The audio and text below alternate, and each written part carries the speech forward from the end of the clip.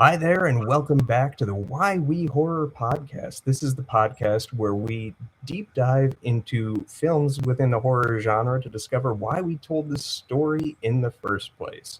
A couple trigger warnings. We're talking about Dracula, and it's one hell of a horny movie. So that's, I guess, what I have to say on that. I'm Matt, and my icebreaker question for everybody is.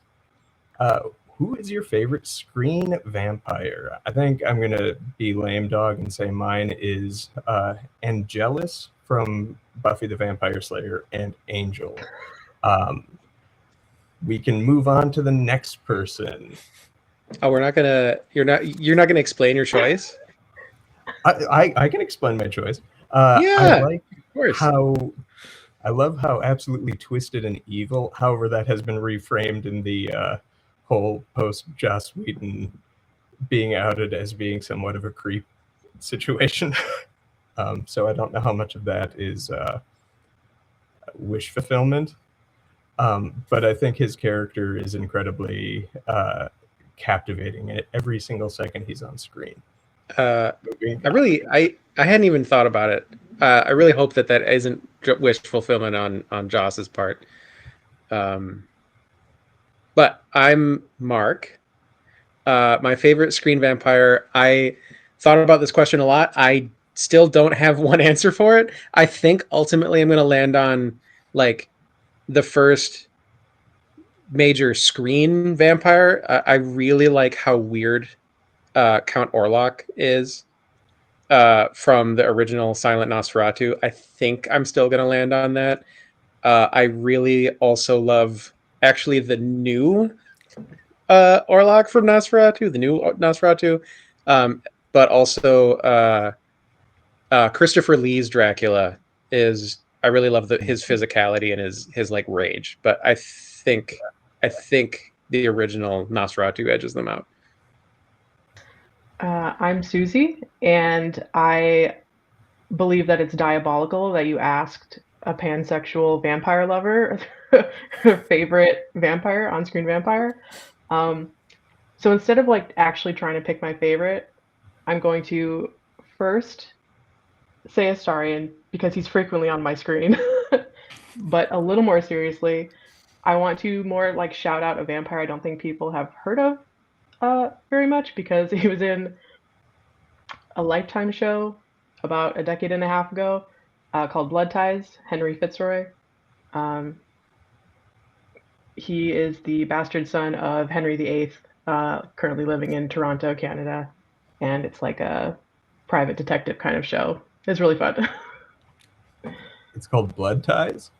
Yeah, it's based on a book series. Fascinating. I've not heard of that one. Oh, good. Then I succeeded. You did. So my name's Eli, and my favorite on-screen vampire has got to be Nandor the Relentless from What We Do in the Shadows. I think he is a character who, like, starting off kind of seeming like his bit is that he's got a funny accent and he's kind of dumb. I think over the course of the show, he does get really like fleshed out, and his relationship with his familiar Guillermo is super like amazing, and I love their dynamic and the sort of like as it plays out through the whole show, and I love that he's a Turkish vampire, so he's kind of the opposite of Dracula. I never even considered that. Like, I knew he was Turkish, and I never even thought about the connection there. That's really cool. I thought he was Iranian or Persian.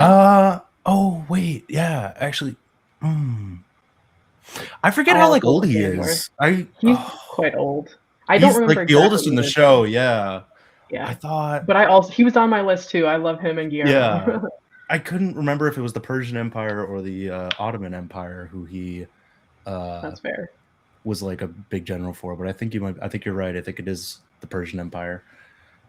There's a big gap of centuries between the two, but I briefly want to launch back to Nosferatu. Both choices are good. The original one I actually considered briefly as well because I just like how he moves and how in a silent film he commands every single second of screen time, and it's so unusual. It's great. it's a super cool, and like to this day, I think it's such a unique way of representing the living dead, where like he is it's like he is a corpse, and he has to put conscious effort into noting what parts of his body he needs to move, and otherwise the rest of him is like frozen in rigor mortis at all times. And I think that's so weird. It's such a cool and like visually evocative thing, and it's like a whole connection with like rats and the plague. It's all super cool. Yeah, I agree. I think he did an amazing job, that actor. I love his cameos in SpongeBob. Yeah, that was like a thing that I didn't even realize was happening with the new movie when it came out, and a bunch of people were like, "Oh my god, they're making a movie about the guy from SpongeBob." Yeah. It's so disheartening. All right. Well, this episode we are going to be discussing Bram Stoker's Dracula, the 1992 film directed by Francis Ford Coppola, written by James V. Hart, starring Gary Oldman, Winona Ryder, Anthony Hopkins, Keanu Reeves, and Sadie Frost. Cinematography by Michael Ballhaus. What a name. Score by Wojciech Kilar. I butchered that name. And then edited by Anne Gorsaud, Glenn Scantleberry, and Nicholas C. Smith. Glenn Scantleberry is the name of a gnome. That is a gnome. It's an amazing name. I got for sure. Yeah. Weirdly excited as I was typing that out. A brief synopsis of this film is Count Dracula heads to England to seduce his lawyer's fiancée, who may be the reincarnation of his long-dead love. Let's go around first and sort of discuss what we thought of this movie before like deep diving into the analytical themes that may be present. I'll kind of reserve what I think for a little bit. Who wants to go first about what they thought of Bram Stoker's Dracula? I'll go. So it's been a while. So I, before this most recent rewatch, it had actually been quite a while since I had seen it. Perhaps awkwardly due to the content of the movie, when I was a kid, this was like my favorite Dracula movie. I mean, me too. Not because of the horniness, but because of like it's so Dracula is such a complex horror character. When I was a kid, I didn't care about his characterization at all, but like he turns into a bat, he turns into like mist, he's a wolf monster, he's like commanding storms and all this stuff. Before I read the novel, I was like, this is all super cool. And the practical effects are all amazing. As an adult, this movie is so gorgeous to look at. It's really incredible. And like it's so like rich and like meaty visually that it kind of holds up all the ridiculous melodrama. It's such an incredibly melodramatic movie, and it all works, I think, really well. Winona Ryder saying the word death in the seduction scene is at once the most over-the-top thing, but also has ricocheted in my mind ever since I watched this movie, and I can't get it out. It's perfect. I should say I think all the melodrama and everything, I think it all really works well, except for Keanu Reeves and to a lesser extent Winona Ryder. Ouch. Both of whom I love. I love them. It's not their fault that they were in this movie. We're going to circle back to Winona Ryder. Susie, what did you think of this movie? I loved it when I first watched it, and that's kind of been my memory of it for most of this time. Upon rewatching it, like purposefully, kind of with a critical eye, I see more things that don't really mesh for me as much as I would want them to. But kind of like what Mark said, it is beautiful to watch. I think a lot of the transitions are really interesting. Some are missed, but most of them are hits. And I was finding a lot of I don't know if I'd say like joy, but like I was really interested in seeing how some of the themes tried to thread together in a way that I hadn't thought about before. Um, there's also such a wide variety of actors. Like it's a pretty huge cast. There were a lot of people that I didn't remember being in it, and it was nice to kind of rediscover that they were there and see how well they did with it. That's fair. Eli, what did you think of this one? So this was my first time watching this movie. I had a lot of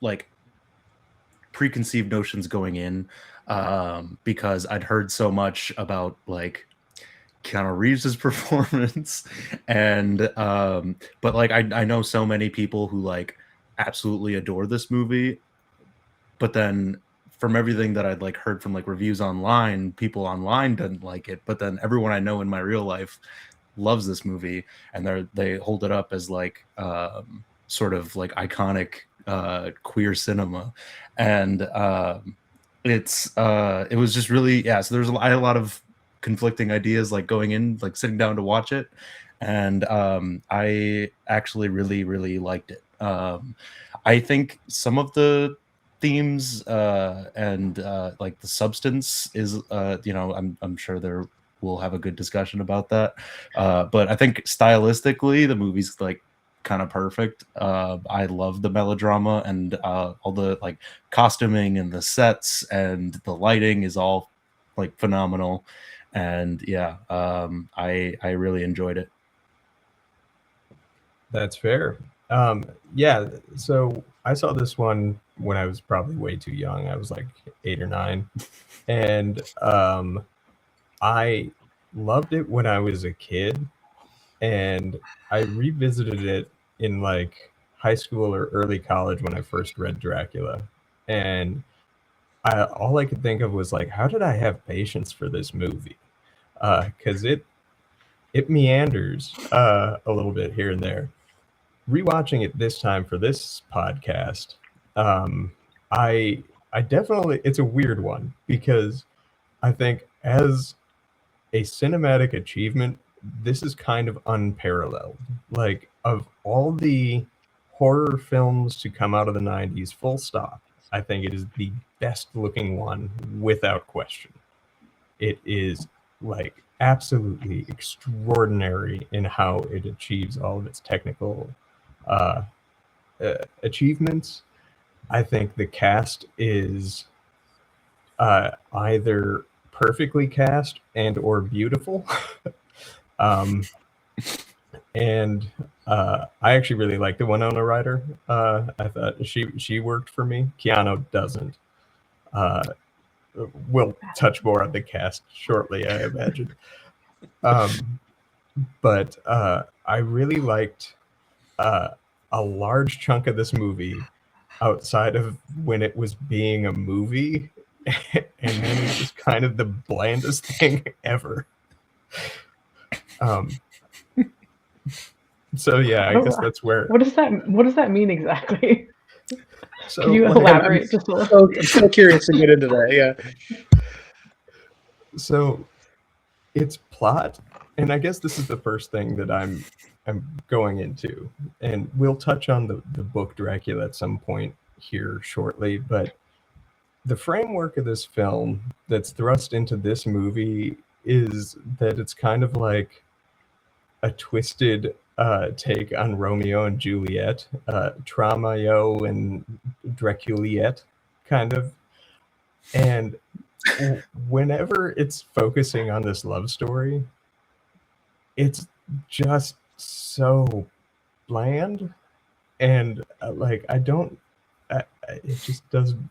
I guess that element doesn't work for me. Did that play for you guys? The star-crossed love Romeo and Juliet thing that is largely absent from the book. Between Dracula and Mina? Yeah. Yeah, that felt like the oddest inclusion. The movie, like, being very, very sexual is kind of a jarring thing if you just come from the book, because the book is rather sexless, which is interesting, with it being sort of this pivotal, like, vampire kind of like source book almost nowadays. Like, people read into it and they're like, oh, I thought vampires were supposed to be sexy and alluring, and that is largely absent. So I think it sort of makes me wonder where it came from in the movie, because like there's other vampire books like Carmilla where she is supposed to be like a where she like seduces young women, and like it's a very predatory, like, pseudo-sexual relationship, but it's very like problematic and abusive. But anyway, I didn't. Yeah, the Dracula and Mina relationship didn't do a lot for me. It gave Mina more to do in the story, which I mean, in the book, like, I mean, the women are basically just there to get preyed on by Dracula, and they don't do much else beyond that. But I think they could have given her more to do without having this weird sort of romance between her and Dracula. Yeah, I mean, oh, go ahead, Mark. I think, I think there's an argument to be made that Dracula the novel is about as sexual as it could be given the time it was written. I think like a lot of people have written on this about like the like aspect of how the vampires are preying on people with the bite to the neck and this stuff. I didn't read up on that because that wasn't the thought behind the podcast right now. But I know that people before have made the argument that like Dracula is intended to be about as much about sex as a popular Victorian novel could be, and with like if you keep that in mind, I think how sexual the movie is makes sense, because like in turn, I think the movie's about as sexual as a popular horror movie could probably be in the 90s. Yeah. As for like Dracula and Mina, I have a lot of mixed feelings about it actually now on this rewatch, because I think the movie actually does this thing where like, so Dracula has these really strong feelings about Elizabeth, his wife who died, to the point where like he's still crying about her 400 years later, which is wild. But like he is, I think he wants to be this like this like sad boy, this like emo dude who's like suffering from star-crossed love, but he's also like a predator. Like the whole time he's trying to reconnect with Mina with the idea that he's the reincarnation of his lost love. He is like literally feeding on and having sex with other women, as a monster, as a like a physical monster. And I think that like, I don't know why I didn't, well, I was probably a lot younger when I saw it before. But like that's really like on the nose, or at least I thought it was in this rewatch. So I think that aspect makes his character more complex. I think Dracula in the book is not a complex character either. No, he's essentially like a fae. Like he's a demigod that exists to be fought and destroyed. And in the movie, the first thing they do is make him a more rich character than that, and that is part of that. As far as Mina's half of it, I feel both ways about it. I have trouble figuring out exactly how I feel about her part in the movie, because he is really well set up for how he feels in this relationship and how complicated it makes him as an entity, because he on the one hand is this guy with human emotions, on the other hand he's like a predatory man and also a literal beast. But as far as Mina goes, she still just sort of exists for the purpose of the plot, which is, in this case, to fall in love with Dracula and have conflict about it. And it still doesn't feel that she has much agency. No. Yeah, I guess my issue with it is that you get that she might be in some kind of trance or enthralled with Dracula to some extent, but the movie doesn't set up the parameters well enough that that's what's going on for her to also be hopelessly devoted to Keanu Reeves. And watching him kind of bumble through that role is interesting. Susie, how did that play for you? The Mina Drac? That was one of the things I was having trouble meshing, because it's been a while, but I have read the book, and I could very clearly tell which scenes were focused on that, like, star-crossed lovers romance, and so I feel like they didn't blend extremely well with the rest of the film. I thought maybe they were trying to do something and it didn't quite land. But that said, I did enjoy those scenes. I liked watching them. I liked the idea of the story. It just didn't really necessarily fit with what I think of as Dracula's story, at least not in the kind of melodramatic way that they portrayed it. As far as you said, you weren't really sure if, like, it was set up to where we thought Mina was, like, hypnotized or enthralled. I actually didn't think that, even though that's like a common vampire trope. I, at least watching those scenes, got more the impression like she kind of was a reincarnation and some part of her could feel that, but like didn't know that just because she's still human. So it's interesting that we had those different interpretations based on different lores. It does seem to imply, like, especially during like the party and stuff, it does seem to heavily imply that through talking to this guy, whether or not it's through his power or just through the fact that he's like asking her questions that she's never thought about before, she is starting to remember stuff from that previous life. That's what I got from it. Yeah, like she drinks the absinthe and she starts talking about his home.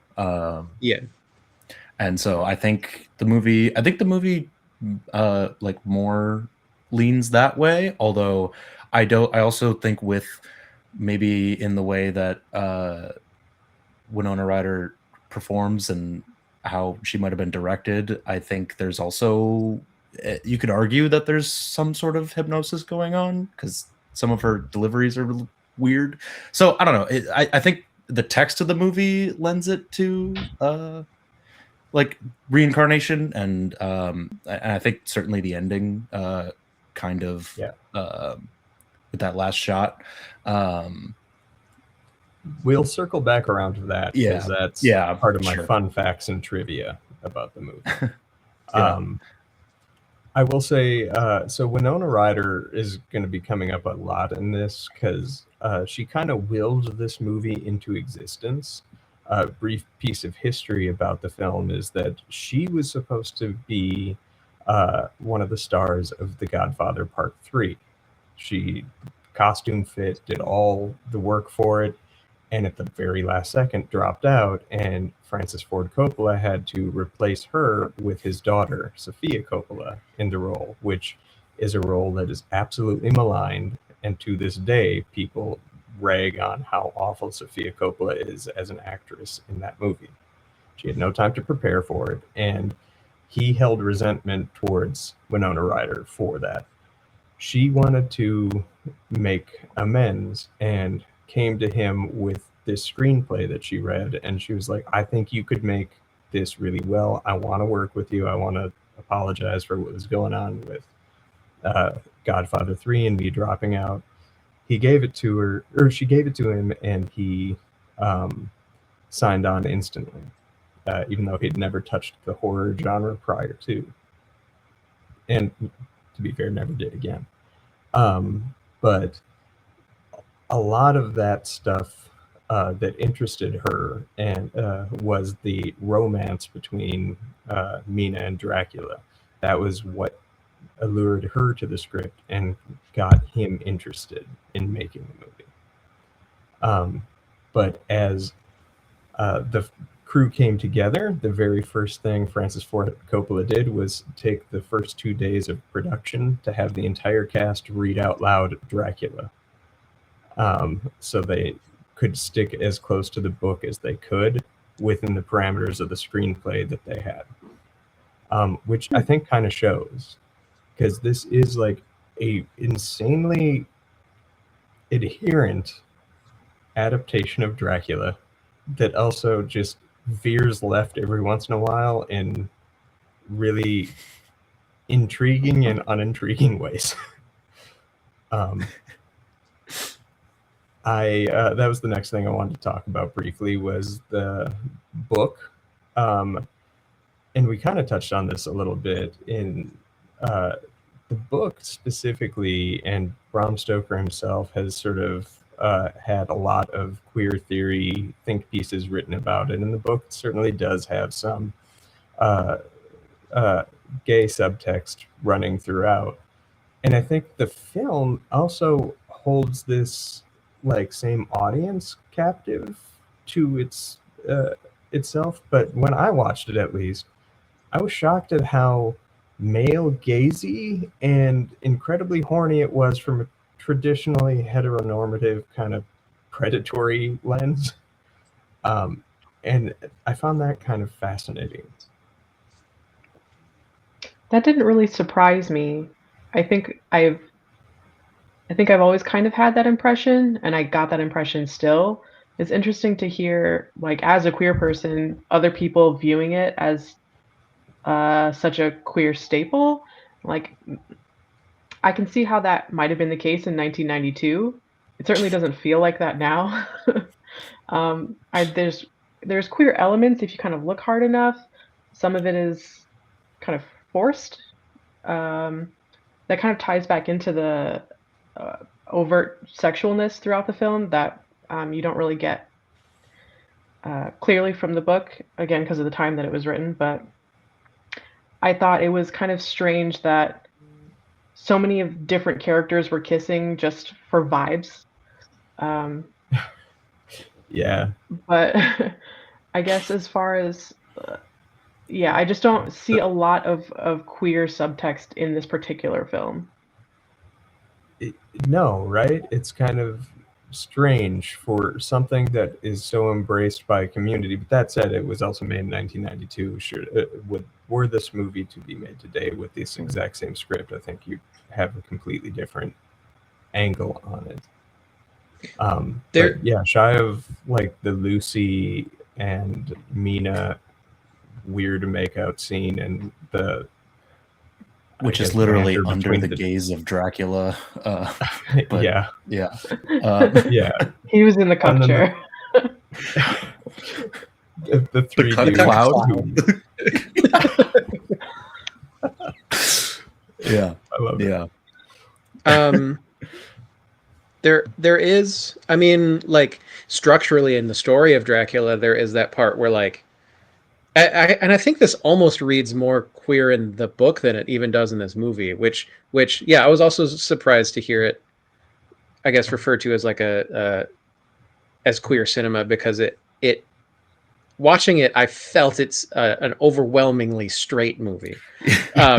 Yes. But yeah, structurally in Dracula, there is that like beginning element. Yeah, that's what I was going to get to. Is there's that whole chapter, I guess, where Dracula is forcing this like attractive young man to stay in his castle. But like, I think especially with the three brides, sisters, whatever you want to consider them as now, I think it changes depending on the adaptation. With that scene, I think they even like tried to hetero up that part of the movie, Sure that did. part of the story. Yeah. So yeah. Yeah. It kind of like the horniness of the movie kind of clashes with, or maybe it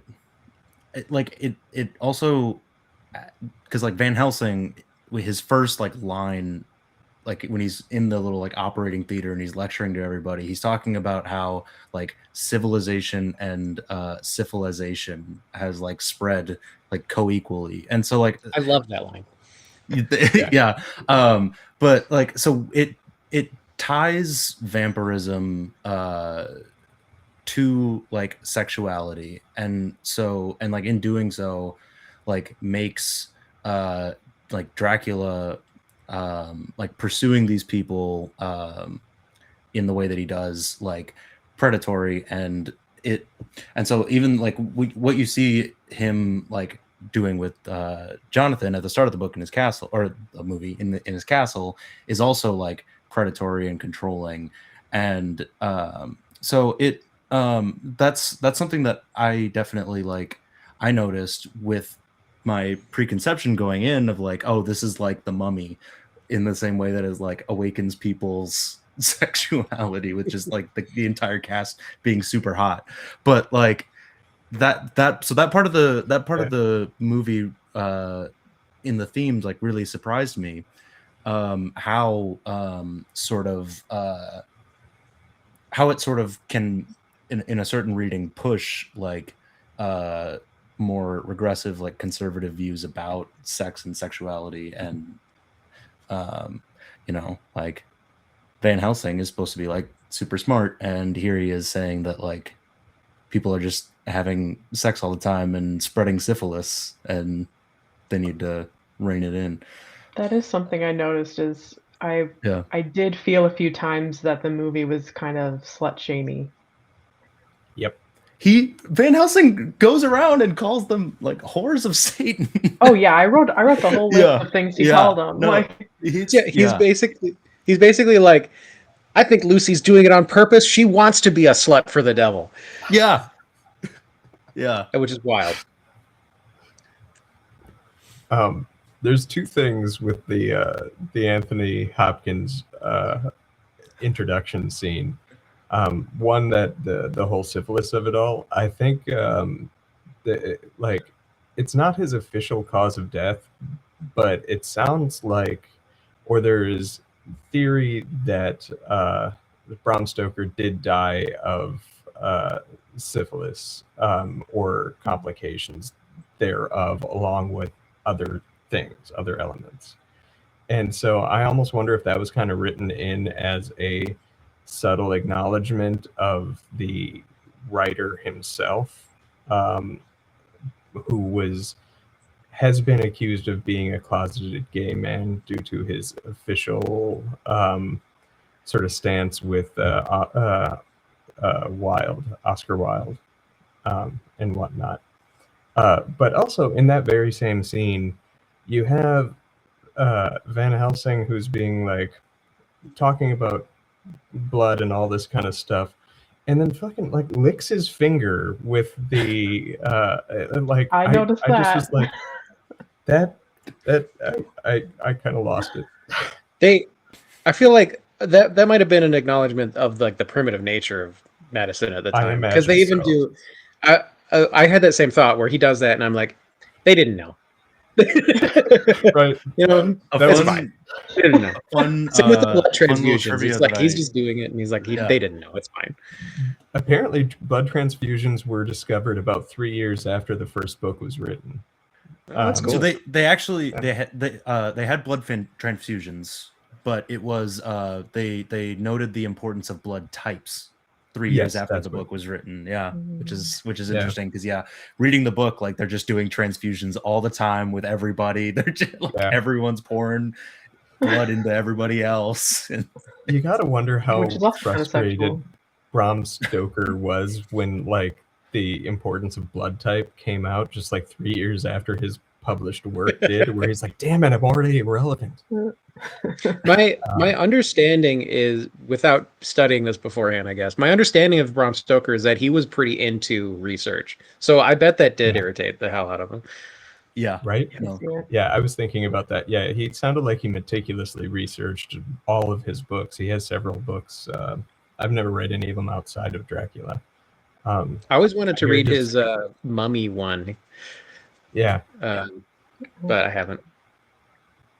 I had a I couple wanna- more thoughts about Van Helsing, if that was okay. Oh yeah, Just absolutely. as tying again back into the sexual nature of the film, and also Van Helsing's kind of not weird response to some things, but like a little surprising. It when he allowed Mina to kind of seduce him and kiss him when they were on their way to the castle, that really threw me off. I was like, Van Helsing wouldn't. He knows better. And Yeah. Should. I did wonder if any of you guys noticed, because one of you referred to that scene in the lecture hall as Anthony Hopkins' premiere scene. Wasn't Anthony Hopkins the priest in that first scene with Elizabeth and Dracula? Yes, he Oh, was. I didn't I realize think he's not even listed as that in the credits either. Yeah. he might it's even be another character as well, but He I don't is. quite remember now. He played several roles in the film. Apparently, Francis Ford Coppola saw his character as the representation of death, and he had multiple different. What? Sometimes I wonder, and maybe this is mean. Sometimes I wonder if some people are accidentally good filmmakers. Yes. Like his okay, so his he's the best friend is representation of George death, Lucas. but they keep that the Texan is the one who like stabs Dracula. Yeah. No, yeah, he believed that Van Helsing should be the representation of death, and so he is in the opening scene of the movie, and he's also in the closing scene of the movie. If you look behind the two at the end, you see Van Helsing's silhouette in the doorway behind Mina. Okay, I'll trust you. Yeah. I don't know. I thought that was. We're going to get to the casting pretty soon, because I have more to say about both cast and characters. Just to touch on the one last note on like the horniness that we have been discussing. This probably won't be the last one. It won't be the last time, I suppose. But it does really. It is a driving theme of the movie, and it mostly is like, okay, this is a horny movie. It's going to be horny. That's fine. That works. There's like one moment especially where it super feels out of nowhere for me, and that's where we have like this first scene with Lucy where she's like in heavy flirtation with her 3 different suitors, and then it like cuts to Mina writing about her and is like, Lucy's a pure and virtuous girl, and I'm like, what? Excuse me? The book dialogue without that definitely it's exactly what it felt like. I was like, they put this from the book and they didn't realize where it was going to be. Yeah. No, I also noticed that too, and I was just like, these two things are not the same. Yeah. I guess I'm gonna quick touch on the horniness of it all. Let's just keep going back and forth touching on horniness. It's fun to touch the horniness. Yeah. So the vampire bride scene where he's in there, at first I thought it was it's a great scene in the book, because it's just slightly erotic, but it's also kind of haunting. And in the film, it's played purely erotic because, like, straight up Monica Bellucci in her first role, by the way, is straight up just completely naked. All 3 of them are, and it's more overt in that scene. But switching it from in the book, it was like on the couch, right? And then like he wakes up from a nap, and they're just there, and then having them just erupt from the bed, I thought was kind of brilliant. But I was like, this isn't scary. And then you have like when Dracula shows up and they like retreat and scuttle away as like a combined body, that brought in the nice unnerving quality. And I want to know if a lot of the eroticism throughout the film, the Dracula turning into a werewolf as he's boinking Lucy and stuff like that, where he's just like this dog hovering over her, if a lot of that is kind of Francis Ford Coppola recognizing that sex and horror are so intertwined, especially coming out of the 80s, the slasher film movement, where like all of that is just kind of absolutely the forefront.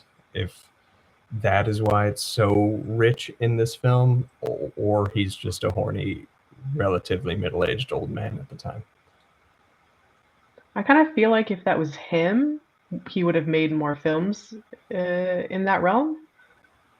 Maybe, I guess it's possible he was just kind of playing around with it and was going off of stuff that was happening from the 80s, but my understanding is that, like, I didn't see Megalopolis last year or 2 years ago now, but that also has some really weird, raunchy sex scenes for his self-insert character. maybe it was him. Yeah. And I can't complain about it because, like, certified monster fucker, so I can appreciate that. I love it. That's I wanted to move on to the Blasphemous Baptism and Dracula's origin.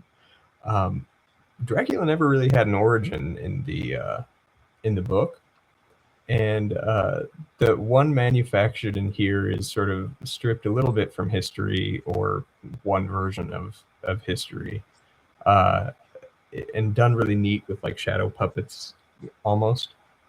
And then it leads to this big, weird, bloody like baptism that somehow turns him into Dracula. What did you guys think of Dracula's origin, especially since, Eli, this is your first time viewing? Yeah. I felt it was really weird, sort of tonally, and like textually, but then like I thought the vibes were amazing. So I don't know. It really it was odd, to say the least. I thought the like stabbing the stone cross and then having the blood fly everywhere, and like drinking the like out of the communion cup, drinking the blood, and that like sacrilege turning him into a vampire. I thought that went super hard. I like his. It's very like yeah. guys see this and just say hell yeah. Yeah. I mean, like, yeah, and his like and his whole like, God, why have you forsaken me? Like just the peak melodrama. I think that was the one miss in costuming, is I didn't like the weird like sinew patterned red armor. It just looked uncomfortable and clumsy, and like just I it's iconic, I know, but it apparently was uncomfortable. He couldn't physically turn, and he had to have two people turn him at any given time. So it's even worse than Batman Begins, is what you're saying. It's yes. Yeah. Yeah.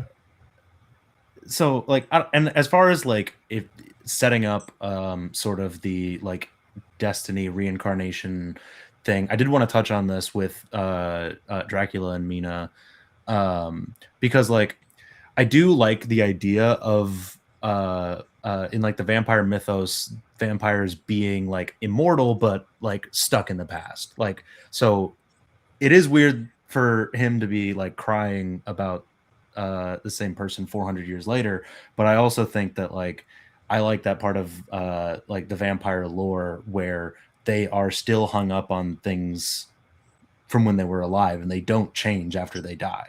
They are just like the same person forever.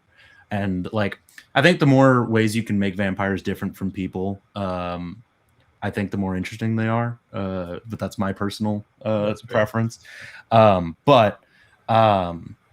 Yeah, so I that part I really liked, and I think it also lends to the melodrama where he is just like a super emotional guy that also has the power to control storms and bats and wolves, and that makes him incredibly dangerous and a big like problem. But yeah, so I really liked his. I end up, I think, liking his origin but I think I don't think it's a necessary part of the movie, but I'm glad it was there. I think if you didn't have it, you'd have a lot of people wonder, especially since this is supposed to be like the definitive retelling. This is Bram Stoker's Dracula, not Francis Ford Coppola's. You know what I mean? Mm-hmm. Which is, that's the part of I think the opening that I don't like. Because I think, like you said, Eli, I think the opening, it may not make a lot of sense, but it goes so hard and it looks so good and it has so much, it like sets up the tone of the movie really well, where it's like, it's rich, it's emotional, it has momentum. I think the momentum of this movie, when it decides to like start taking you on a ride, it's really incredible. There's like 3 sequences like that. Like the very end of the movie is really good for that. The Demeter voyage is really good, and I think the opening is like that as well. The one thing that doesn't work for me is like it sets up all of this new lore for Dracula, completely new. We're inserting that into there now, and then it cuts to Bram Stoker's Dracula, and I'm like, no, it's not. I know, This right? isn't that. None of this has been Bram Stoker's Dracula so far. Yeah. But that's like kind of a nitpick. It just made me laugh. I did notice that as well. Like, oh, go ahead. Oh no, you go ahead. I did notice that cut to the Bram Stoker's title screen, and then I guess my nitpick about that beginning opening scene was even before all that, just the premise. Like, considering their religion at the time, I think Mina wrote in the letter, or not Mina, Elizabeth wrote in the letter, like, I'll see you in heaven. Like, she would have known that killing herself wouldn't send her to heaven. So that whole setup didn't really land for me, but the scene was really cool. I didn't even think of that, but you're right. Yeah. Yeah, there's a lot of stuff. Yeah, there's a lot of stuff that doesn't, like, why is that letter on her? Why does it have blood on it? Who carried her back up to the castle? What's happening? Like, there's a lot of stuff that's like beautifully as well. Shut up. Like, and as Keanu Reeves demonstrated, apparently that river is super survivable. So yeah. Like they didn't even like he walked to the church when like before I think in the book like he was found unconscious on the riverbank. Like yeah. So I don't know. I did think kind of a parallel of like him also jumping into the river, but then that also made me think: is Jonathan Harker the princess in this? I don't. For sure, yeah. Yes. Yeah. Yes. He kind of took a back seat compared to the book, and I'm a little sad about that. But you wanted more Keanu but Reeves. the counter to that, that's another discussion. The counter to that is that we would have had to endure more of his accent. Okay. Here's my hot take. Here's my hot take. His accent wasn't good, but his acting in this film was better than other films of his. Yeah, I mean, he's not a good actor, so yeah, I guess. I like him in John Wick a lot. Well, that's because he doesn't talk. He has perfect face, and he can own that. But the moment where he's like, "Yeah, I care," I'm like, I don't know that you do. But he does really good voice work in Sonic 3. Yeah, I know. That was weird. I was like, of all the things for him to give a shit about, it was that. Because you just don't know all the Shadow lore, and you weren't as excited for that movie as I was. That's fair. Anyway, that's not. This isn't the Shadow. This isn't the Sonic 3 podcast. This is. I mean, it can. We're gonna get to the cast and characters very briefly. Yeah. I did want to, for 1 second, you touched on the Voyage of the Demeter, and reading the book. I ended up not being a big fan of the book. I certainly like the movie better than I like the book. Susie, just horror and I'm sorry. It was like a found footage book. Like every single thing is like letters and stuff like that, and that's fine. But like what they're choosing to focus on in the letters is usually the most uninteresting thing in the world. And then you get to that point where they're going into the Demeter, and it's like the best 3 pages of this 400-page book, and they buzz right past it. And so I was excited to check that out in the movie, and I thought the movie did an okay job with it. Again, I would have liked more, and I know they made that Demeter movie. Did anybody watch it a couple of years ago? Is it any good? A lot of people didn't like that movie. I personally was apparently the audience for that movie. I think it's great. I think we I saw really it like. together. Yeah, I think a lot of Okay. people did not like it, but so that doesn't help you at all. But I really want to see it now, especially after reading and then watching this. But I yeah. did hear someone say recently, like, to start watching Dracula, pause it when the voyage starts, watch that film, and then go back to Dracula. I kind of want to try that. I It does, actually thought about doing that. The machete double feature. Yeah. The end of that movie, not to spoil a completely unrelated movie, and this isn't really a spoiler, but that movie ends with a hard sequel hook that it will never receive. Yeah, and it only made like 12 cents at the box office. Yeah, I think Susie and I might have been the only people who saw it. There was a bunch of staff members that went like one day to watch it, and they all came out like digging it. And I'm like, why is nobody seeing this?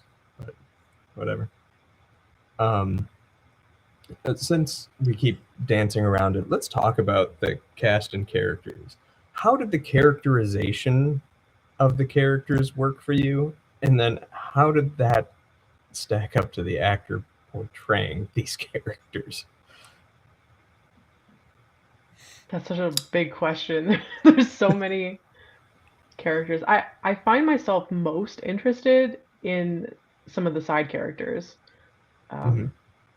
I really grow to enjoy like all three of Lucy's suitors, and like their kind of shenanigans. As a quick aside, there's like one peak comedy moment in this film, and that's when Mina asks, "How did Lucy die?" And they just smash cut to the three guys in Van Helsing over Lucy's dead body. Like, I don't know. Like that was really I fun and enjoyable. I think all of them did really well with their roles. Anthony Hopkins, Yeah. even though I didn't necessarily, he's not my favorite Van Helsing, but No. for the role that he portrayed, he did really well at it. Who else? Tom Waits. I know, Mark, you love Tom Yeah. Waits. As Renfield, Hi. he's so good. I remember him having a bigger role in this film, so I don't know. Maybe he I just did made that too. big of an impression. He feels big, I think. Yeah. He really like portrays the shit out of Renfield, and so I think he captures, and not just as a Tom Waits fan, I think he just like captures the viewer's memory. Like I think he is a memorable Yeah. role. Mhm. Next to Dwight Frye playing Renfield in the original like 1931 Dracula, I like nobody has even approached that role well since then until this movie, and Tom Waits goes above and beyond what Dwight Frye did, and he's great in this in such a small role. But I also was shocked at how little he was in the movie because I remembered him being in it significantly. I was also shocked at how much what's his name, Richard E. Grant was in the movie. I didn't clock that he was in it until this watch. I didn't realize Yeah. that, and I've been enjoying him a lot, so that was really fun to see. I always forget that Cary Elwes. I never remember how to say his last name, but I Yeah, always you forget got that it. he's in this as well. Yeah, him So and the it's kind of fun. Rocketeer are the other two suitors. And He kind of feels like he's barely in it. Even though like he's the one who ends up marrying Lucy, you end up hanging out with the other two a lot more. yeah.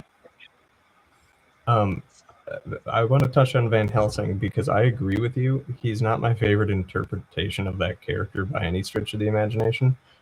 That being said, I think he's the best one in this movie because he, almost even more so than Gary Oldman, understands the movie he's in, or at least the tone that he's trying to go for in like doing these hyper dramatic scenes that just have an edge of dark humor to it.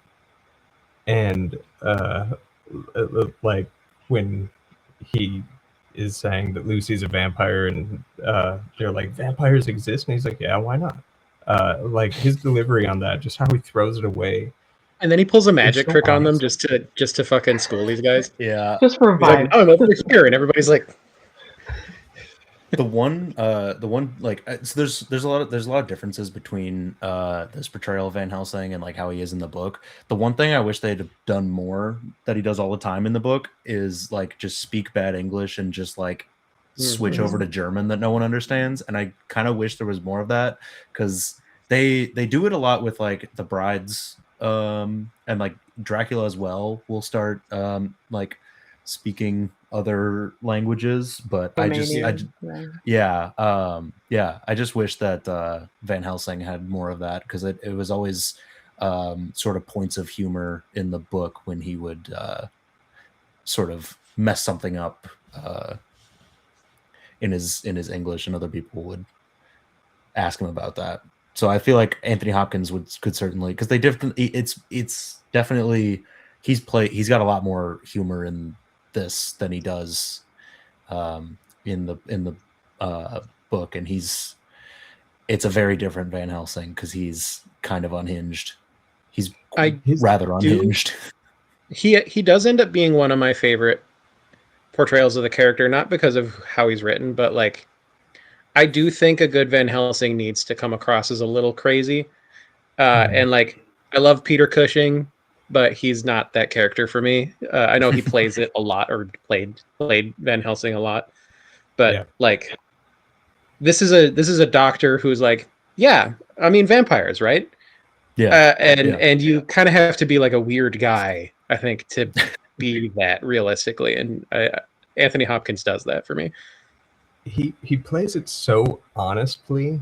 Like, even when he's saying the most outlandish shit, like him screaming the devil's concubine, and how he says concubine is just so over the top, but you believe that character is saying that and means it. Something I caught this time that I don't remember catching before is he's so happy to realize that Lucy is a vampire. Yeah. He's like, and that it could be Dracula. You guys, come on, I think it's Dracula. And everybody's like, we loved this woman and she's dying. And he's like, yeah. The part where like he is like at the funeral and is like, hey, I need knives. He's like, we're doing an autopsy? No, just to cut out her heart and cut off her head. She's already dead. She won't care. Yeah. Her whole death scene is done so well too. I like it. In fact, we should talk about Lucy. Lucy's really good in the movie. Sadie Frost. I was thinking when you asked me about favorite screen vampires, Lucy in this did cross my mind, actually, because her like vampire scene is outstanding. Just like she's so ghostly and so like the costume was incredible. Yeah, and she's so like formerly human, and she has that like oh man, what's I forget the name, but the whole like preying on children, being a ghost, like haunting the cemetery, like it's all handled really well in that one scene. Yeah. No, I think she's great. I think Winona Ryder is pretty great in the movie. I think part of that is that her beauty is just so captivating in it, and she's so insanely well photographed. But she's playing to everybody out there as if she was in the theater, and she just goes for it, and she really works for me.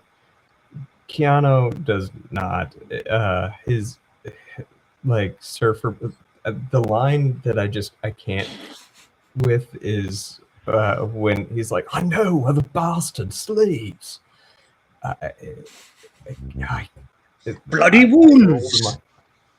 I rolled my eyes so hard. And like, I love Keanu Reeves as a human being. He's like an excellent humanitarian. He's a sweet dude. He's great in interviews. But I just almost never have found him a believable character on screen. And he is the like standout in this of like, how did he get the job acting when they knew he was going to be acting opposite like heavyweights. That's what I'm saying. It's not his fault. He No. didn't decide to be up against Gary Oldman in like a Yeah, one-on-one scene immediately after a scene with Richard E. Grant and Tom Waits. Like, Yeah. what's he supposed to do about that? That's not his fault. They even It tried isn't. to level the playing field by putting Gary Oldman in a bunch of prosthetics, but he's still I think I like it wasn't long into the movie before I was like, oh, this is just going to be Gary Oldman acts circles around Keanu Reeves. It's not his fault. It's I don't think I want to give Keanu Reeves a bit of redemption because it's not his fault that he's just so miscast. So I want to give people a recommendation. Obviously, he's great as playing in Bill and Ted, and he's I think Speed is a movie perfectly written for him, and he's great in. But if you want to see him act, I have two movies that I'm going to recommend to you. One is a Sam Raimi kind of ghost story from the year 2000 called The Gift. That is the best performance that man's ever given. He's sort of playing this hillbilly wife beater, and he is incredible in that.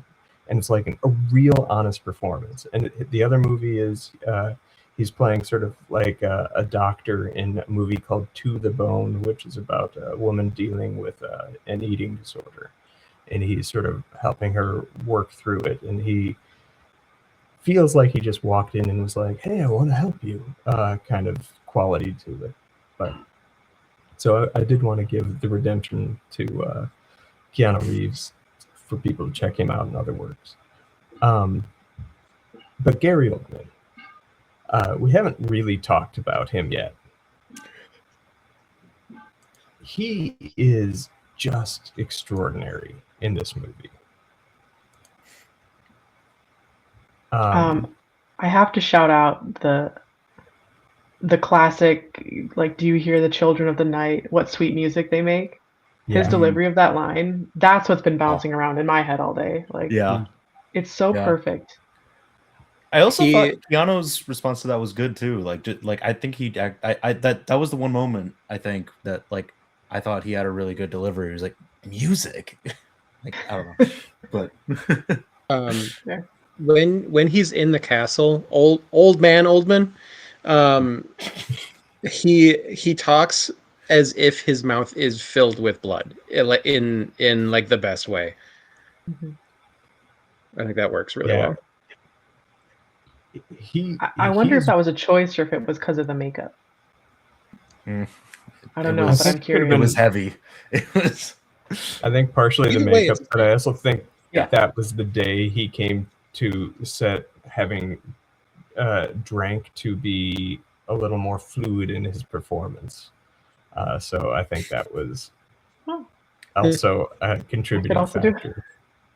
I'll get on brand with that form of method acting. Yeah. I do think we're going to circle back to his method acting. We're going to circle back to his method acting, and that might repaint some of the context for this a little bit. But we'll circle back. This movie's practical effects are out of this world. It's all in screen, like it's all in camera work, right? Yes, there is one optical, and that is the blue flame. That is the only optical work in the film. Otherwise, every single thing is achieved in camera, right down to like the scene where he's reading from the journal entry, and then you see the train going by overhead. They built a 20-foot long journal and framed it so that the train looked like it was riding over paper parchment. That's awesome. And, like, I want to know who has that. Like, that has to exist out there somewhere. It's in a warehouse. But yeah, even like the rats running upside down, they had an inverted set and whatnot. Like, the creativity at hand is incredible in the movie. There's a lot of the way the camera moves as well. I have to believe that the film was inspired or Francis Ford Coppola took inspiration from Sam Raimi's work in Evil Dead 2. There's even like one or two visual quotes that are directly from Evil Dead 2 and Darkman. So I think it's like he took what somebody had done incredibly well, and he just did it the most expert way that anybody has ever kind of achieved this style of filmmaking. It's an extremely, to me, like, it's an extremely gorgeous movie, specifically because of the, like, I don't want to say this as if it makes it sound like it's cheap, but it's got such a like a hand-built quality the entire movie. Like everything looks physically there because it all is, that it just adds to the like old world kind of gothic aesthetic to the entire thing. Mm-hmm. Like he built a mountain of rats to like fall to the floor and then scuttle away. Like, yeah, that's crazy. It really made me miss that from modern cinema. Mm-hmm. Yeah, there's no way that would be done like this today. You even looked at like Nosferatu, which came out last year and or 2 years ago now, and like there's a lot of practical work in that, but then there also wasn't. And yeah, this it did make me miss kind of old style filmmaking. I really loved the shadow work in particular. In those early scenes in the castle, that was really cool. Yeah, the way they utilize Dracula and his vampirism is so spectacular, especially in the first like 15 minutes of the movie. And I do wonder how much of that constraint that they gave themselves, because that was a definitely decision that Coppola made. He was like, this is an old story, and I'm going to tell it in the visual filmmaking of like the earliest filmmakers, basically, is the idea that he was going to run with, I think, for the effects of the movie. And I wonder how much of that strict guidelines like governed how weird the horror and the supernatural stuff is. Like, I wonder if they could really just use visual effects to do whatever they wanted. If you'd have things like here's rats walking upside down, or here's liquid that drips up, or if they were just like, what can we do that's supernatural, and like how can we work that into the movie? And you end up getting this pastiche of weird things that don't have rules, and it just makes everything seem more dreamlike. Yeah, it's creativity firing on all cylinders, and that's I think easily the best aspect of the film, at least to me. How do people feel about the vampirism in general? I've heard it said that this is the movie that best represents vampirism in how it's depicted, and on certain levels I kind of agree with it. The way that Dracula turns to mist, the way that he sort of evokes the wolf and becomes bats or rats or whatever is unparalleled. I think if you're comparing it, like if you're using Dracula the book as the basis for what vampires are, then it does a really good job. Obviously, vampires in folklore go beyond that. It kind of depends on where you are in the world, what that would look like. But using the book as the basis for it, I think it did it really, really well. The one thing I did notice, which I thought was interesting, I was kind of trying to figure out how it worked, was vampires aren't supposed to have a reflection. And from my understanding, I don't remember if this is from Dracula or other folklore, but it's because of the silver in mirrors that they don't show the reflection. And in the castle, the mirror breaks, and then you also don't see his reflection just in a window when he's in London first meeting Mina. So I was kind of curious about those choices. I didn't notice that. I don't remember the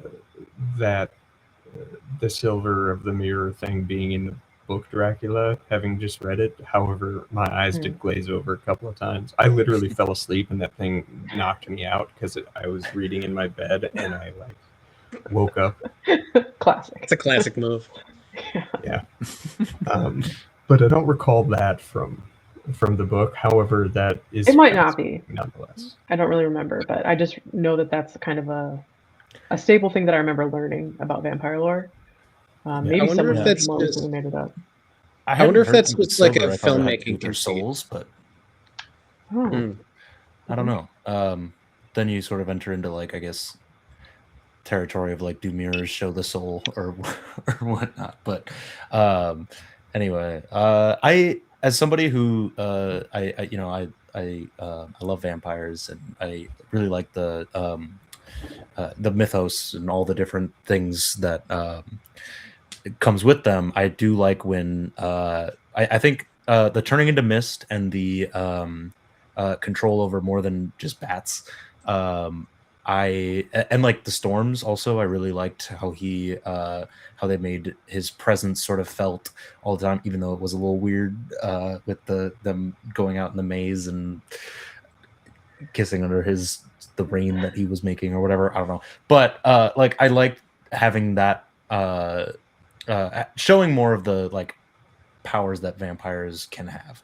I thought that was really cool. I wish there had been more with him like going into and out of homes, because I feel like that was something that doesn't really. I always love that as a really powerful moment in vampire stories, where the vampire either like tricks somebody into inviting them in, or like just that the way that like the vampire then like gains access to this person's like inner world.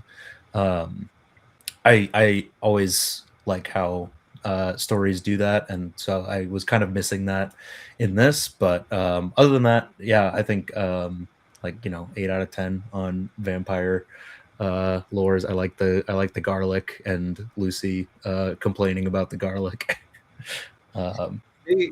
They almost do the reverse of the like being welcomed in thing, where like they have the film shows Jonathan like hesitating at coming into the castle, and you like hear and feel this like rising tension, and then he steps into the castle, and then he's trapped. Like now he's in Dracula's world.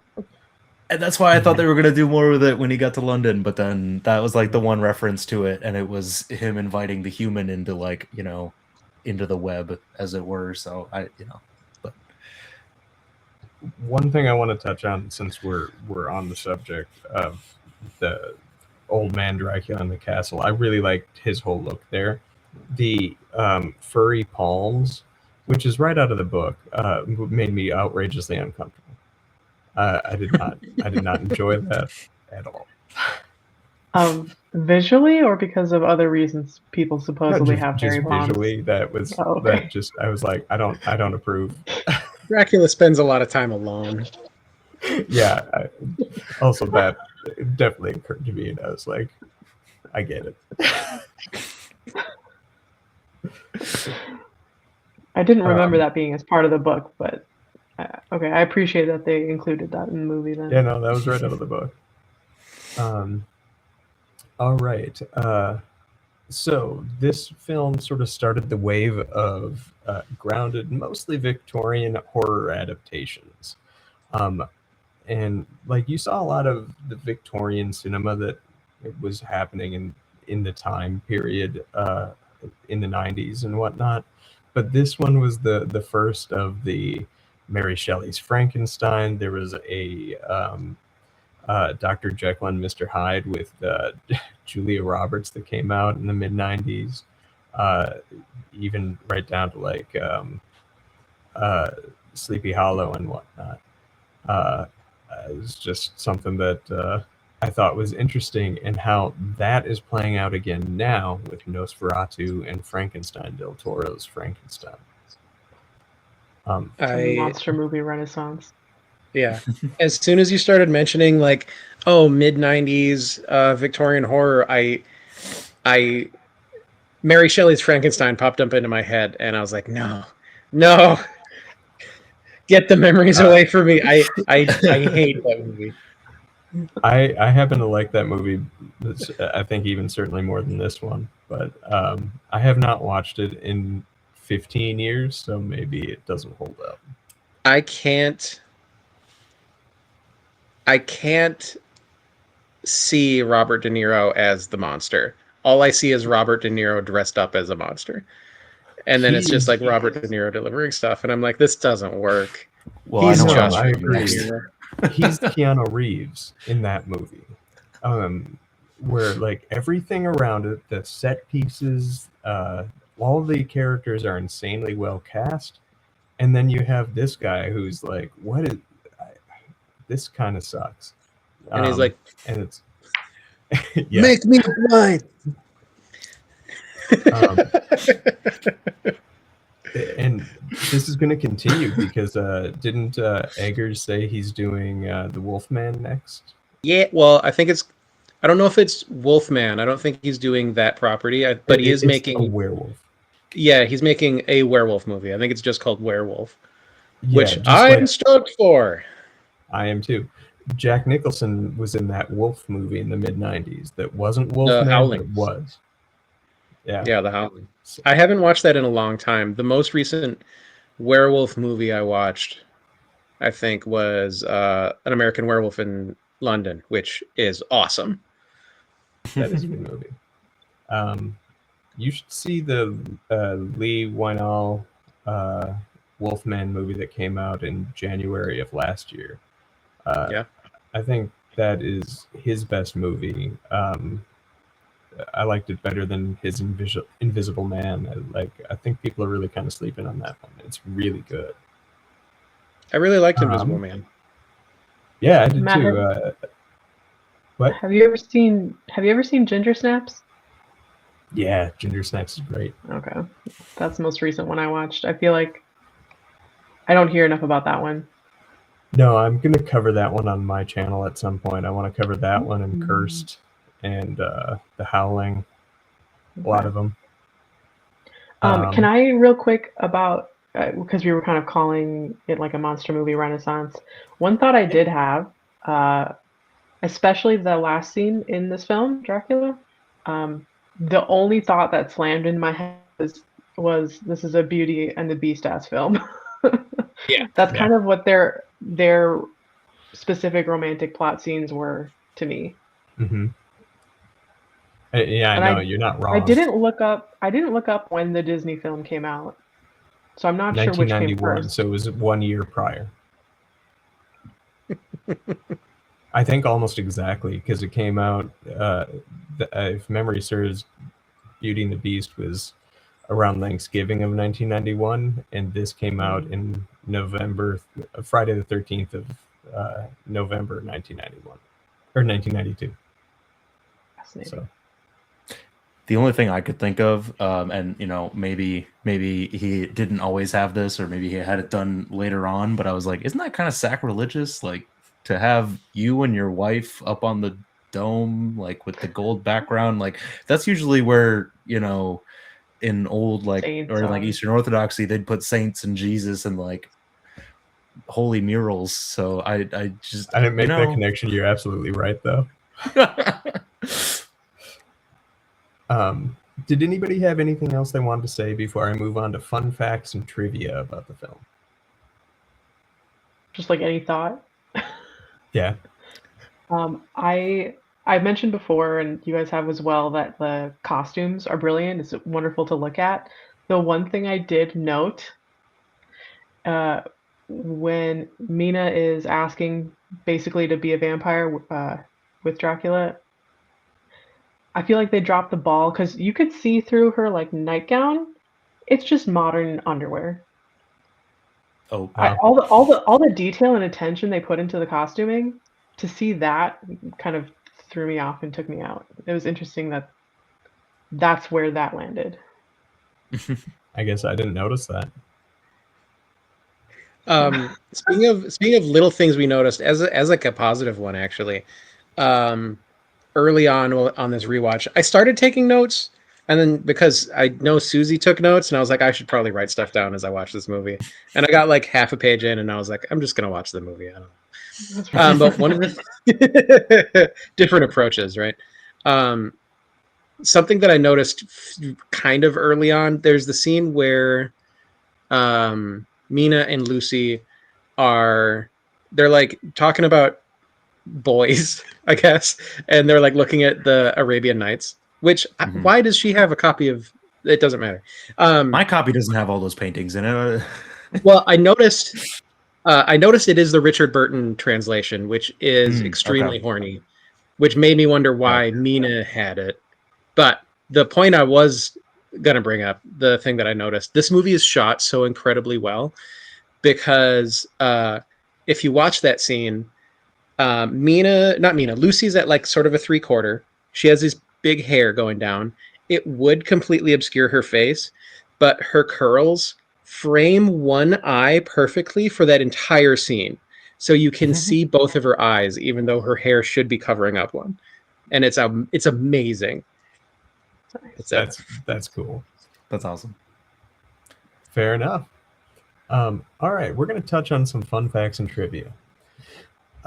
So Gary Oldman took a method acting approach to his performance, which made people on the set pretty uncomfortable, particularly Winona Ryder, who was very critical of his behavior while filmmaking.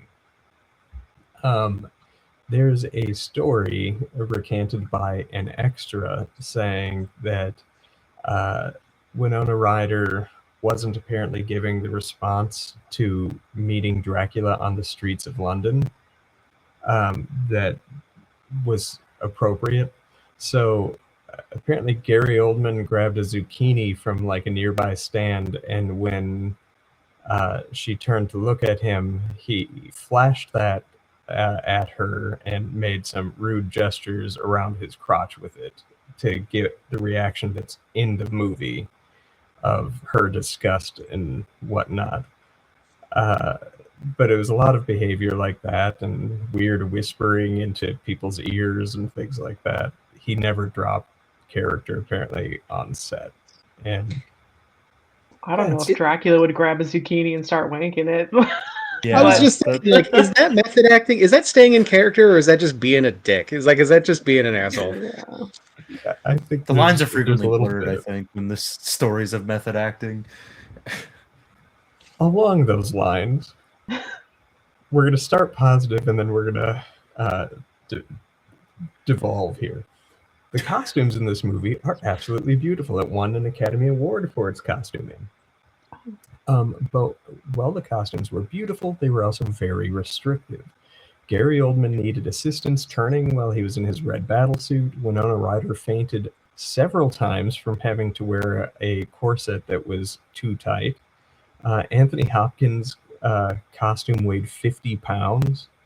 And when the actors complained to Francis Ford Coppola, he encouraged the discomfort and told the costumer to like kind of add more and whatnot, because it would inform their characters and their psyche to like act against what they're wearing.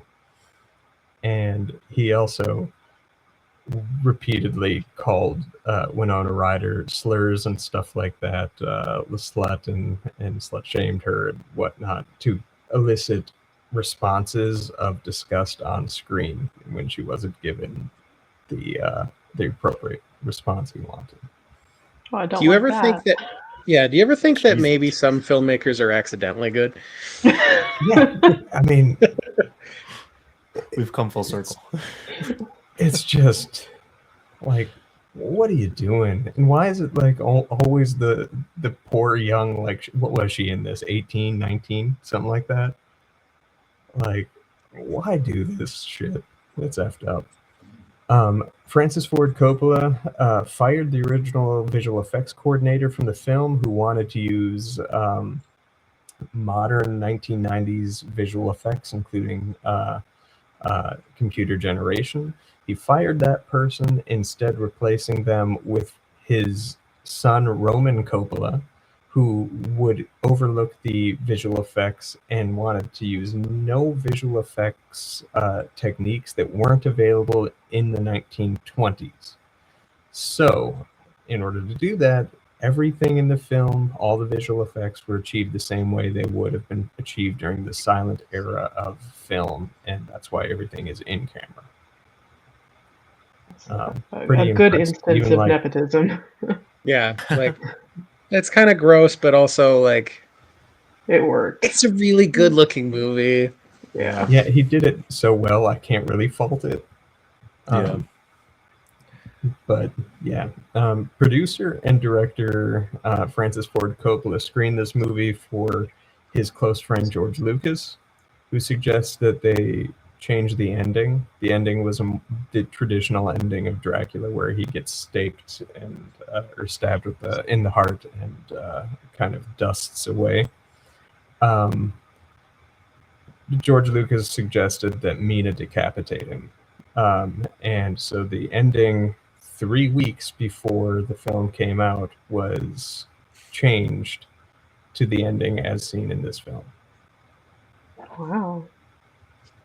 Um, I kind of like So that change too, I sometimes- think. yeah, sometimes like- George Lucas's tinkering actually works. Yeah, I like Mina decapitating him. I think it's based actually. I don't like that he sort of. I don't love the like soft redemption he gets with like the light of God. No, and I agree. Yeah. that part no is really action weird. that he has in this film is worthy of redemption. So like that's Yeah. weird. That said, I don't It's like, think how hey, the end of do we, this film works without the ending that it has. Like if it had the traditional book ending of him just Mhm. getting killed and then her and like Keanu walking off into the sunset, which literally was the end at the chapel, is like that's not the ending to this movie, right? Mhm. So That's fair. I did. That's one of the things I kind of was referring to when I said some of the themes weren't meshing very well for me. I felt like they were trying to give Dracula this kind of redemption arc, but at the same time, they're showing him being a monster in so many different ways, and I didn't really understand what they were like, what he was trying to say about it. To usually people stick with one and then try to tell that story really well, but this kind of it felt like it was trying to be stitched together and it wasn't landing for me. And like Matt, like you said, like he doesn't do anything to be redeemed, really. No. Apart from fall in love, which is a human experience, fine, but he doesn't become better. I mean, he was already in love, so it wasn't like there's no growth or change in that character. It's The stagnant, one which is instance, part of the vampire mythos, like Eli said. But I think the I don't- one instance they might have been trying to do that was when Mina was asking to be turned, and he was like, "Wait, no, I can't do that to you. I can't Yeah. condemn you." But like that didn't land either because if you're thinking about her as Elizabeth, she was already condemned for killing herself, and they had already exchanged the fluids, so there was no point in stopping. So that Yeah. it's like you tried, but it's not working. Speaking of lines that are going to be bouncing around my head, they'd already exchanged the fluids. I did think it though. I did think it though. Yeah, once he's like, "No, I can't do it." Like she'd already done it, man. Yeah. Yeah. And it did feel like, I mean, to go back to him mentioning him being like this in love, trying to be soft, trying to be emotional, but also he's still doing all these awful things. That is kind of one of those where it feels like one of those times where like he's already done the irreversible thing and now he's like, but no, I feel bad about it. And it's just like fake. That's fake. You're a vampire. performative. Yeah. Yeah, it's another thing about like calling it love. I think it's another interesting part of vampire stories how it can be like do they really love, or are they just chasing what they had when they were alive? And so like I think it is weird his characterization in this movie, how they are trying to like humanize him and make him like not want to make Mina a vampire because he loves her, when it's like I think the better vampire story would be like he's like, oh, why wouldn't I do this, because like then she'll be around forever, and then he realizes after the fact that like, oh no, she's dead now, she's different, like, and having that be having that be like like I don't love her anymore because I did this. Came like, back wrong. Yeah, she came back. Like, yeah, it came back wrong. Yeah. But yeah, that's just a part of vampire stories that I really like, when they are sort of self-servingly trying to regain their humanity. I think it would have been really cool. Susie, you mentioned like the she came back wrong trope, which is great. Everybody loves that. They wouldn't have had time to do it in the movie, I guess, as the movie exists now. But it would have been so cool if you did dig into that and like they did go through with Mina's transformation and she did come back wrong, and then Dracula's like, it's not it, Yeah. and have to struggle with that.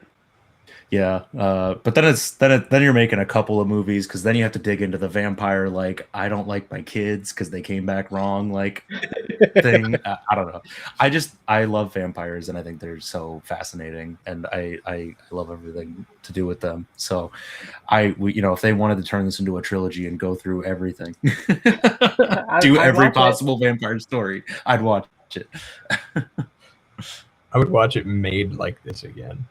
I'm going to give you a brief quote about the movie. This is, I didn't find anything of like genuine interest in terms of like the filmmaking of it. But what I did find was an exchange from Siskel and Ebert, who were reviewing the movie. And Ebert was pretty critical of it, but leaned positively. Siskel was just negative. And so this is classic Siskel and Ebert banter back and forth, starting with Siskel saying, "So then why did you give this movie a thumbs up?" And Ebert said, "I loved the way it looked." Well, I liked the way it looked. There has to be, thumbs up and thumbs down is such an arbitrary thing anyway. Siskel argued, not arbitrary. Ebert said, "This movie does things with the visuals of vampirism and Dracula legend that you have not seen done before. I mean, the sets, the costumes, the atmosphere, the music, the special effects." Siskel said, "But you were bored during it, and I was bored too. I really was." And Ebert said, "Well, I'm so glad that you're a mind reader. Maybe you can get a job in the next picture doing your act or something." And Siskel said, "Thank you."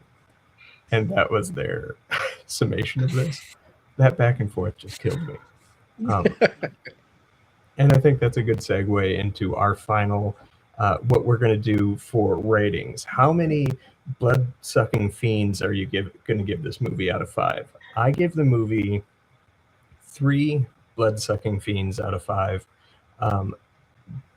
Basically for this, everything Ebert said. It is an incredible look. It does things with the vampire mythos that you haven't really seen done in any other medium or film prior to this, besides in the books. I think that the special effects, the tone of the movie, everything is good. And keeping in line with the vampire mythos, the film also sucks. And it does drain your life force right from you in how boring it can be. So that's kind of where I land. How about you guys? Mark? Um, Same order as before. Yeah. Sure. Yeah, so I'm going to go with 4 blood-sucking fiends out of 5, I think. I almost want to give it a 5 just based on thinking about, like, wanting to judge the movie on what it cares about, which is clearly, I think what the movie cares about is all the stuff it does really, really well. Like, I don't think there's something that they wanted to do in the movie that feels like it failed to me, because it seems like the movie cares about the look, the like melodrama, the motion of the whole thing, and it's just, there's a lot that it does so incredibly well, both in like tone and aesthetic. But I'm gonna go with 4 because there are just, like, I just can't get around Keanu Reeves. I can't.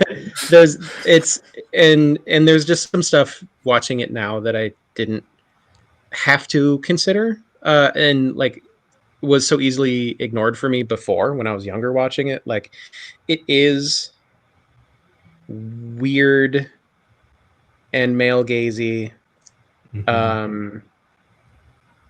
And yeah, there's just like, I don't think this movie gives a shit about if it makes logical sense or not. I think from the opening scene, it's clear that it's running purely on vibes the entire time. So I can't care that much about it, but there's some stuff story-wise that just doesn't work if you think about it at all. So four for me. That's fair. It gets 3.75 from me for a lot of the similar reasons. Listen, I can't pick a favorite vampire. I can't give a whole number, okay? I guess to kind of speak on the boredom aspect you guys that just mentioned, I never found myself bored. I actually thought the very beginning of the film was a little too fast-paced for me for what I thought the vibe was supposed to be. Once Jonathan gets to the castle, it slows it down enough, and I kind of feel that same pace throughout, um, which I appreciated. But again, yeah, that acting from Keanu, I'm sorry, even though I think he's better in this than most other things I've seen him in, um, for me, Winona Ryder, she's beautiful. She did a much better accent. A lot of her acting was really nice, but there were some misses, some moments from her for me that, like, Matt, if you're with like Winona here and Keanu here, for me they're kind of like this. That's crazy. That's the best way I can describe it. Love the costumes, love the effects, loved a lot of the other actors and their portrayals. Some of the themes didn't mesh well for me, but I love the vibes. I love vampires. I love the monster fucking. So yeah, for me, that's the 3.75. Right on. Yeah, I'd say I agree with most of that, but for me, the movie lands at a 4. Just because yeah, speaking to the boredom, I was engaged like the whole time. I didn't think anything anything like was like dull or just like overstayed its welcome. I thought most of the cast were fantastic, and I did want to shout out the soundtrack because I forgot to mention it, but the soundtrack for this movie is phenomenal, and it brings the like heavy gothic like melodramatic energy that you need from a score for a movie like this. And yeah, as a just pure like spectacle, I think it's a 5 out of 5, but a lot of the stuff, a lot of the decisions with like theming and particularly with the relationship between Dracula and Mina sort of confuse me more than I think they add. But yeah, really glad I saw it. Yeah. I think maybe my biggest hang up is that at the end of the day, I'm not a Dracula fan. I like his character and I like his characterization in almost everything I've seen. But even when I did my retrospective on my channel in October of the Universal Monster movies, Dracula, I think, was at almost the very bottom of that list and shy of the magnetic performances from Bela Lugosi and Dwight Frye.